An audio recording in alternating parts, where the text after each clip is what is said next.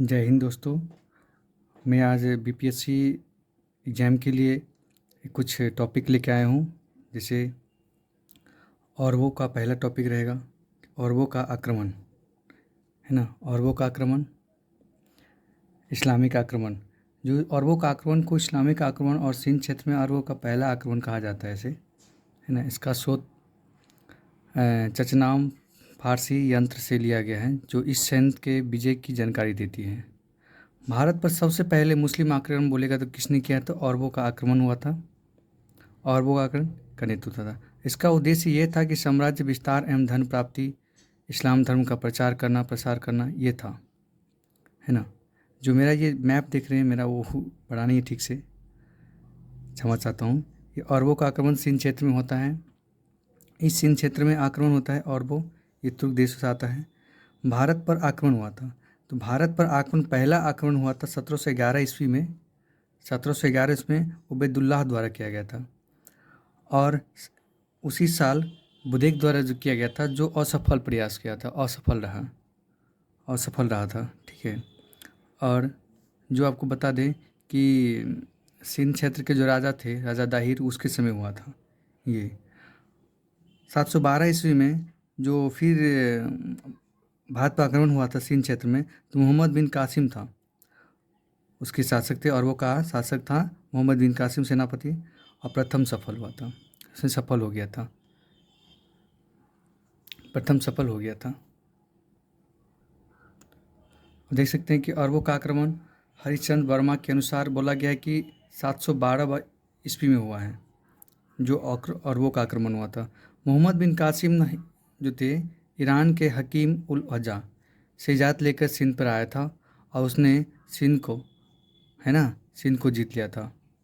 और अल हिज़म क्या थे? गवर्नर। जिससे पहले बोला जाता है अल हिज़म को गवर्नर बोला जाता था, अभी जो गवर्नर है वो, जो गवर्नर है, पहले अल हज्जा गवर्नर थे। सिंध पर आक्रमण के समय राजा दाहिर थे। जो जो अरबों का आक्रमण हुआ था उस समय जो सिंध के शासक थे भारत में, वो कौन थे? राजा दाहिर, जो चच का पुत्र था। किसका? चच का पुत्र था, अहिंद शासक था, हिंदू शासक था। परिणाम क्या हुआ उस आक्रमण के बाद? कि पहली बार भारत, पूछेगा पहली बार भारत में इस्लाम का प्रवेश हुआ है, तो अरबों के द्वारा। हिंद, हिंदू शब्द का प्रयोग सबसे पहले, जो हिंद से हिंदू शब्द का प्रयोग अरबों वासियों द्वारा। खजूर की खेती, ऊंट पालन का प्रारंभ हुआ था अरबों के द्वारा। वहाँ के लोग, वहाँ रेगिस्तानी थे, तान क्षेत्र थे, तो अरबों खेती, खजूर की खेती, ऊंट का पालन, ये सब रेगिस्तान जगहों पे होता है। पहली बार भारत में जो जजिया कर लाया गया था, अरबों के द्वारा लाया था। जजिया कर वो कर होता है जो गैर मुसलमानों से टैक्स लिया जाता है, गैर मुसलमानों से टैक्स लिया था, उसे जजिया कर कहते हैं, है ना। इस सब की जो चर्चा है हमें कहाँ मिलती है? पंचतंत्र, ब्रह्म सिद्धांत आदि का अरबी अनुवाद कराया गया, और ये भारत में धीरम सिक्का भी चलाया गया अरबों के द्वारा। अरबों के द्वारा भारत में धीरम सिक्का चलाया गया। भारतीय खगोल शास्त्र का विस्तार जो है ना, सिर्फ भारत ही तक नहीं रहा, अरबों तक ही नहीं रहा, यूरोप तक हो गया, यहाँ तक यूरोप तक हो गया। अब देख सकते हैं कि अरबों का आक्रमण के समय तो था। सिंध के राजा कौन थे? राजा दाहिर, चच का पुत्र था, जो हिंदू शासक था, ठीक है। जो हरिश्चंद्र वर्मा के अनुसार 712 बेर अरबों का आक्रमण हुआ था, 712 ईस्वी में। अब हम पढ़ेंगे कि इस तरह से इस्लाम धर्म का उदय होता है, इस तरह से इस्लाम धर्म का उदय होता है। तो ऐसे कहा जाता है कि इस्लाम धर्म, है ना, इस्लाम धर्म के संस्थापक जो थे, जो हज़रत मोहम्मद साहब, हज़रत मोहम्मद साहब को ही पैगंबर बोला जाता है। इस्लाम में हज़रत मोहम्मद साहब को ही पैगंबर बोला जाता है। इसकी जन्म 570 ईस्वी में मक्का में हुआ था।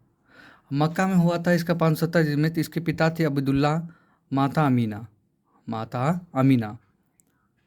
ज्ञान की प्राप्ति 610 ईस्वी में हीरा गुफा में हुआ था, हीरा गुफा में। और जब वो मक्का से मदीना जा रहे थे यात्रा में, तो शुरू हुआ था उसी दिन से 14 सितंबर 2022, सॉरी 622 ईस्वी को हज़रत मोहम्मद संबत यह मनाया जाने लगा या शुरू हो गया। उसकी हज़रत मोहम्मद साहब के जो विवाह हुआ था, उसकी पत्नी का नाम खदीजा, और पुत्री का नाम फ़ातिमा, और दामाद का नाम अली था, अली था। इसकी मृत्यु जो हज़रत मोहम्मद साहब की जो थे मृत्यु हो गई कितनी ईस्वी को, 632 ईस्वी को। इसको इन्हें मदीना में दफनाया गया। जब वो मक्का से मदीना गए, जब वो मक्का से मदीना गए तो वहीं पर 632 में उसकी मृत्यु हो गई और उसे कहाँ दफनाया गया, मदीना में। तो मदीना में यानी कि इन्हें का मतलब मक्का पैगंबर, ठीक है ना। उसके पवित्र ग्रंथ की उसने पवित्र ग्रंथ था उस समय रचना की, कुरान। क्या था, इन इस्लाम धर्म का जो पवित्र ग्रंथ होता है इस्लाम धर्म का, वो कुरान। पैगंबर मोहम्मद के उत्तराधिकारी जो बने वो खलीफा बने। खलीफा वो कहलाते हैं जो धार्मिक गुरु है ना, जो मुस्लिम समाज में कहा जाता है, इसे पहले कहा जाता था धार्मिक गुरु। ये अब खलीफा नहीं रहा, अब ये उसके बाद खलीफा नहीं रहा, ये के बाद में ये राजनीतिक दल में बदल गया है ना। उसके बाद में ये राजनीतिक दल में बदल गया और ये ख़त्म हो गया 1924 ईस्वी में। इसे ख़त्म मुस्तफ़ा कलाम पास के द्वारा किया गया था, है ना। तो आप देख सकते हैं कि इस्लाम धर्म का उदय कैसे हुआ, है ना। उसकी कैसी क्या क्या हज़रत मोहम्मद साहब की क्या जन्म, कहाँ मृत्यु, ये सारा दिया हुआ है। आप मेरे चैनल को लाइक एंड सब्सक्राइब करें और भी इसी तरह का वीडियो देने के लिए।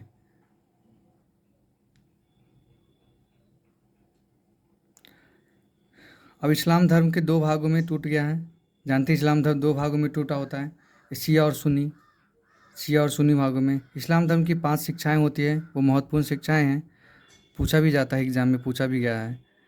कलमा, नमाज, रमज़ान और एक ज़कात कर होता है। ज़कात कर ये होता है जो अपने ही इस्लाम धर्म से लेकर अपने ही उसमें थोड़ा दान करके अपने ही इस्लाम धर्म में उसका दान देना, यूज़ करना, प्रयोग करना, वो ज़कातु कर होता है। और हज की यात्रा, ठीक है। और आगे पढ़ेंगे इस्लाम धर्म।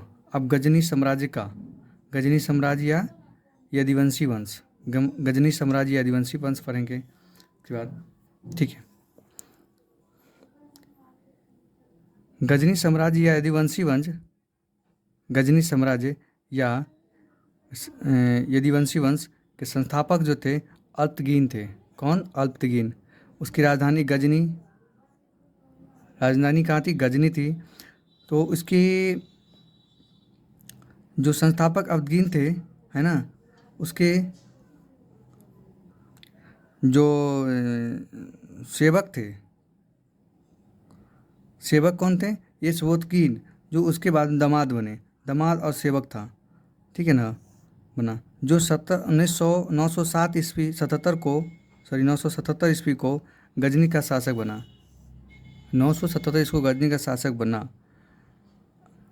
और भारत पर पहला तुर्क आक्रमण, जो तुर्क आक्रमण हुआ था, भारत पर पहला तुर्क आक्रमण हुआ था, वो सुबतकीन के समय हुआ था।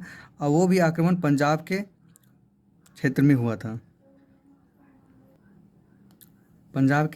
था, ऐसा कहा जाता है कि जो तुर्क शासक के द्वारा 17 बार आक्रमण हुआ है, 17 बार। वहाँ का जो पंजाब के जो शासक थे वो शासक क्या थे, जयपाल थे। कौन थे, जयपाल। शासक कौन थे, जयपाल। चलिए, अब जो गजनवी बना था मोहम्मद गजनवी, वो सुबतगीन का पुत्र था, है ना, सुबतगीन का पुत्र था। इसका जो शासन चला 998 से 1030 ईस्वी तक चला, 1030 ईस्वी तक चला। कभी कभी इसका शासन भी पूछ देता है कि कितने शासनकाल तक ये चला। पिता गजनवी सुबतगीन था, तो उसके पिता सुबतगीन, गजनवी का पिता, मृत्यु के पश्चात उसके सुबतगीन के 3 बेटे थे। मृत्यु के बाद गजनवी का शासक बना। उसके पूर्व में वो खुरासान का शासक था। गजनवी जो था पहले वो क्या का शासक था, खुरासान का शासक था पहले। सुबतगीन की मृत्यु के बाद वह अपने बड़े भाई इस्माइल को गजनवी का साम्राज्य शासक बन गया। जब ऐसे होता है कि घर में बड़े बेटे होते हैं तो सबसे पहले उसी को ही शासक मतलब बनाया जाता है ना। सुदगीन की मृत्यु के बाद वह अपने बड़े भाई इस्माइल को गजनवी साम्राज्य का शासक बनाया ना। इसके बाद गजनवी ने एक खेल खेला। उसके बाद गजनवी एक क्या का चालाकी कि सुदगीन के छोटे बेटे जो मोहम्मद गजनवी ने अपने बड़े भाई को बंधक बनाया, क्योंकि उसको साम्राज्य देखा नहीं जाता था, वो शासक बनना चाहता था साम्राज्य का, और शासक बनने के वो लालायक था। तो उसने क्या किया कि अपने बड़े भाई को बंदी बना लिया। अब बंदी बनाकर उसको क्या किया, कारागाह में डाल के अपने बंदी बनाने के बाद गजनवी का शासक वो खुद बन गया। ठीक है। अब गजनवी के बारे में जो उपाधि मिली गई, जो खलीफा अल कादिर की बिल्लाह ने 2 उपाधि दी गई, क्योंकि जो खलीफा थे उस शासनकाल में, जो गजनवी शासनकाल में जो खलीफा थे, जो खलीफा बोलते हैं गुरु धर्म के होते हैं, जो इस्लामिक गुरु होते हैं उसको खलीफा बोलते हैं। जो अल कादिर बिल्लाह थे ने 2 उपाधि दी। यामीन उद दौला, जो साम्राज्य का दाहिना हाथ होता है। यामीन उद दौला का मतलब साम्राज्य का दाहिना हाथ होता है। और उसने दूसरा उपाधि यामीन उन मिल्लात, इसका मतलब था मुस्लिमों का संरक्षण। ये मुस्लिमों का संरक्षक और साम्राज्य का दाहिना हाथ, 2 उपाधि दी। गजनवी का उपाधि 2 मिला। गजनवी का प्रथम शासक था जिसे सुल्तान के बाद, गजनवी ऐसे तुर्क शासन थे, मुसलमान थे, शासक थे, जिसे गजनवी का प्रथम शासक जिसे सुल्तान की उपाधि दी। क्या? सुल्तान की उपाधि मिली। ऐसे पूछा जाता है कि किसे सुल्तान की, कौन से शासक को, प्रथम शासक को सुल्तान की उपाधि मिली थी? तो गजनवी को मिला था। किसे? गजनवी को मिला था, है ना। हम बोले थे कि अभी जैसे कि इसने पंजाब के क्षेत्र पे 17 बार आक्रमण किया था, है ना। जो जयपाल थे इसके शासक, राजा हेनरी इलियट के अनुसार गजनवी ने भारत पर 17 बार आक्रमण किया था। कितना बार? 17 बार आक्रमण किया था। उसका उद्देश्य यह था कि गजनवी का उद्देश्य यह था, और यह भी नहीं था, कि गजनवी जो धन को लूटना चाहता था, मध्य एशिया में शासक जो शासन कर रहे थे उसको मजबूती करना चाह रहा था।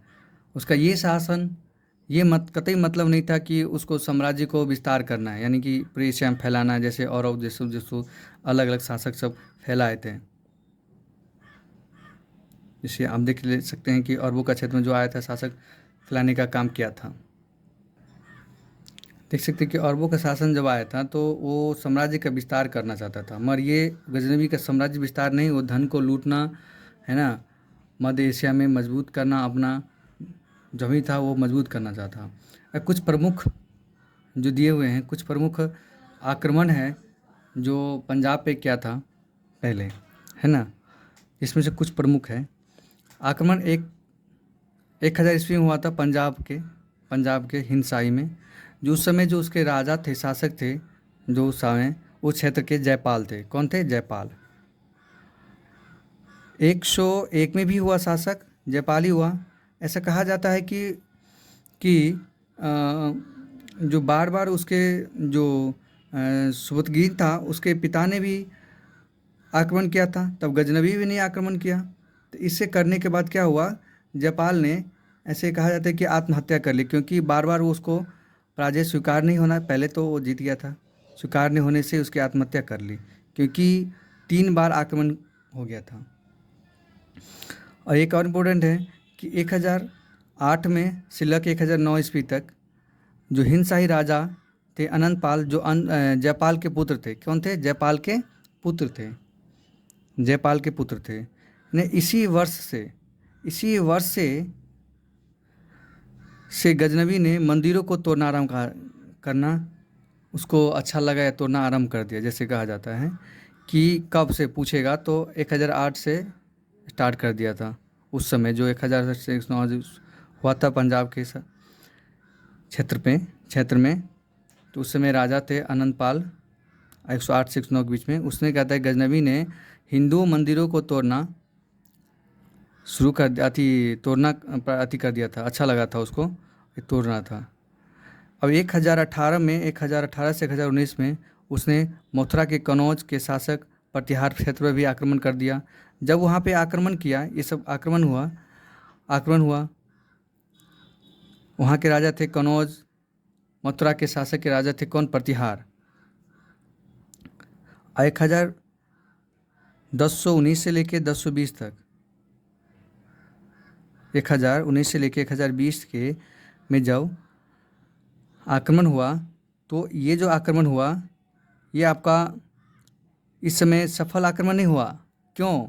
क्योंकि ये जितने राजा आए थे वो सब मिल के एक गुट बनाया कि बोला कि ऐसे ही चलता रहेगा तो इसमें हमारे क्षेत्र का विस्तार नहीं हो पाएगा, हमारे क्षेत्र में सुख शांति नहीं आ पाएगा। तो इसने क्या किया कि उस समय जो आक्रमण हो रहा था, है ना, चंदेल राजा विद्याधर थे, उसके ऊपर आक्रमण जो हुआ था, तो सभी शासक ने एक सफल मतलब एकजुट होकर उस पर तुर्क शासन पर आक्रमण किया था, जिससे गजनवी के क्या असफल हो गया, गजनवी ने असफल हो गया।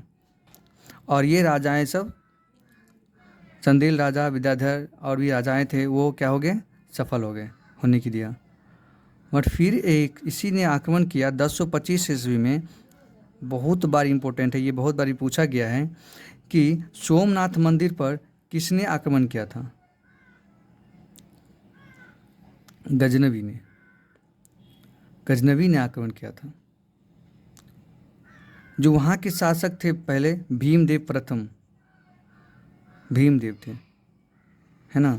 जो गुजरात के सौराठ क्षेत्र में पड़ता है सोमनाथ मंदिर, जो कहा जाता है कि सभी को कि सारा धन उन लूट के ले गया, है ना, सारा धन उन लूट के ले गया था 1025 ईस्वी में, वही सोमनाथ मंदिर पे, गुजरात क्षेत्र के सौराठ क्षेत्र में, गुजरात के सौराठ क्षेत्र में है। वहाँ के जो शासक थे भीमदेव, है ना। तो कहता है कि ऐसे रास्ते में एक मुठभेड़ हो जाता है, फिर जाटो समुदाय से, जब जाट समुदाय से उसकी मुठभेड़ होता है, होने के बाद तो एक वो भी कुछ उसका जो कुछ धन संपत्ति था छीन छान लिया गया, कुछ ले गया, बच के गया। अब 1017 ईस्वी 27 ईस्वी में, है ना, जब जाट का अंतिम शासक आक्रमण हुआ, तब जाट से शासक, जाट वाला जो समुदाय थे शासक थे, उससे जो विद्रोह उसको रोका गया था, जो किया था, उससे आक्रमण किया।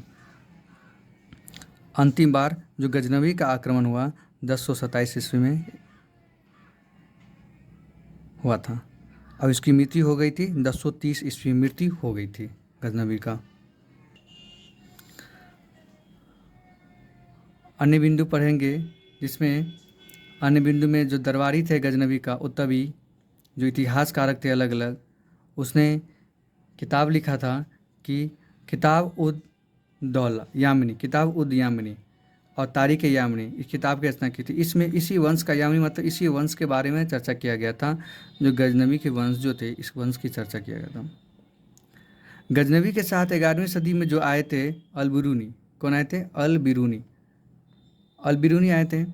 अल-बिरूनी लेकर भारत आए। अल-बिरूनी ने एक किताब लिखा था, हाँ, किताब उल हिंद, किताब उल हिंद की रचना की थी। उसको इसलिए रचना की थी कि यहाँ के आगे, यहाँ की संस्कृति, यहाँ के जो सभ्यता थे, सामाजिक थे, उसको अच्छा लगा, और इस देख के वो बहुत एक अपने मन में एक अच्छे विचार उत्पन्न होते हैं उसके, वह लिखते हैं, और यहाँ की संस्कृति के बारे में जानकारी मिलती है, वो लिखता है किताब उल हिंद में, है ना।